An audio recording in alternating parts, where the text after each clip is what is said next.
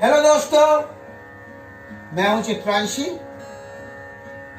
और दोस्तों, आज राग यमन पर आधारित एक रजाखानी गत ये छोटे छोटे बच्चों के माध्यम से आपको सुनाना चाहते हैं और उसके बाद हम इसको सिखा भी देंगे आपको। इसको प्रस्तुत करने के लिए कीबोर्ड पर ये प्यारी सी बच्ची अवनी, श्रेया, सुरभि और सृष्टि ये सब बजाते बहुत बढ़िया हैं, तो हमें लगा क्यों ना इनकी विद्या को आप तक पहुंचाया जाए। और तबले पर साथ दे रहे हैं विशाल जी और गिटार पर थोड़ा थोड़ा कोशिश करेंगे हम भी इन बच्चों के साथ बजा सकें। तो आइए चलते हैं और देखते हैं कैसी है ये सुंदर सी धुन रजाखानीगत राग यमन।